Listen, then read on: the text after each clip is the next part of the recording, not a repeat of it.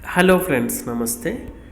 అమెరికాలో అడుగు పెట్టాలంటే ఇది తప్పనిసరి నిబంధనలు మార్చిన ట్రంప్ విదేశీయుల ప్రవేశానికి యుఎస్ఏ కొత్త నిబంధనలు విధించింది. విదేశీయులకు పోర్ట్ ఆఫ్ ఎంట్రీ నిబంధనలు కీలక మార్పులు చోటు చేసింది.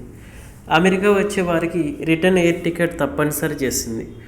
ఈ నిబంధనలు డిపార్ట్మెంట్ ఆఫ్ హోమ్ల్యాండ్ సెక్యూరిటీ జారీ చేసింది. ఖచ్చితంగా నిబంధనలు అమలు చేయాలని ట్రంప్ అడ్మినిస్ట్రేషన్ డిహెచ్ఎస్కు ఆదేశాలు జారీ చేసింది. ట్రంప్ ఆదేశాలతో రిటర్న్ టికెట్ లేని కారణంగా నిన్న ఒక్కరోజు 100 మంది భారతీయుల్ని వెనక్కి పంపింది. నిబంధనల మేరకు కనీసం $3,000 లేని మరో 100 మంది భారతీయుల్ని డిహెచ్ఎస్ అనుమతించలేదు. అంతకుముందు 47వ అధ్యక్షుడు ప్రమాణ స్వీకారం చేసిన వెంటనే డొనాల్డ్ ట్రంప్ తన కార్యాచరణ ప్రకటించారు.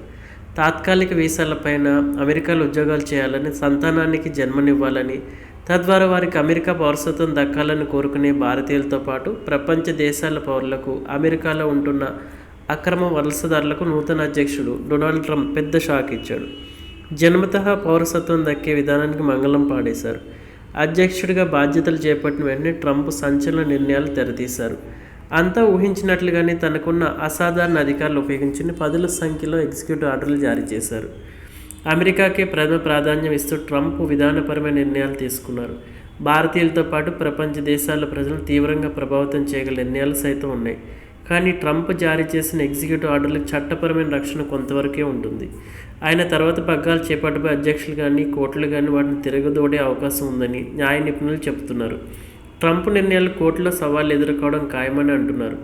నూతన అధ్యక్షుడు జారీ చేసిన ఎగ్జిక్యూటివ్ ఆర్డర్లు ఏంటి? అయితే అమెరికాలో నివసిస్తున్న అక్రమ వలసదారులకు, వలస వచ్చిన వారికి, తాత్కాలిక వీసాలపై ఉంటున్న వారికి అమెరికా గడ్డపై సంతానం జన్మిస్తే ఇకపై జన్మతః అమెరికా పౌరసత్వం లభించదు. తల్లిదండ్రులు అమెరికా పౌరులు కాకపోయినా ఇక్కడ పుట్టిన వారి బిడ్డలకు జన్మతః పౌరసత్వం లభించే వెసులుబాటు గత శతాబ్ద కాలంగా అమలవుతుంది. ఈ మేరకు 100 ఏళ్ల క్రితమే 14వ రాజ్యాంగ సవరణ చేశారు. 1868లో చట్టం తీసుకొచ్చారు. ఈ చట్టాన్ని రద్దు చేయాలని ట్రంప్ ఆదేశించారు.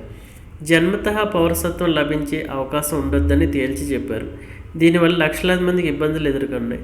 ప్రధానంగా అమెరికాలో ఉంటున్న విదేశీయులకు జన్మించే సంతానానికి ఇక్కడి పౌరసత్వం దక్కడం కష్టమే. అయితే ఈ విషయంలో ట్రంప్ నిర్ణయాన్ని కొందరు ఫెడరల్ కోర్టులో సవాల్ చేసినట్లు తెలుస్తుంది. చట్టపరంగా ఇది చెల్లదని అంటున్నారు. ట్రంప్ జారీ చేసిన ఆర్డర్ ప్రకారం అమెరికా గడ్డపై పుట్టిన వారికి పౌరసత్వం రావాలంటే తల్లిదండ్రుల్లో కనీసం ఒకరైనా అమెరికా పౌరులే ఉండాలి, లేదా చట్టపరమైన శాశ్వత నివాసిత హోదా అంటే గ్రీన్ కార్డు హోల్డర్లు ఉండాలి. ఒకవేళ వలసదారులు అమెరికా సైన్యంలో పనిచేస్తూ ఉంటే వారికి జన్మించే పిల్లలు కూడా పౌరసత్వం లభిస్తుంది. అయితే మొదటిసారి అధ్యక్షుడు ఉన్నప్పుడు తీసుకొచ్చిన రిమైన్ ఇన్ మెక్సికో విధానం ట్రంప్ పునరుద్ధరించారు. అయితే ప్రస్తుతం అయితే ఈ విధానంపై చాలామంది అమెరికా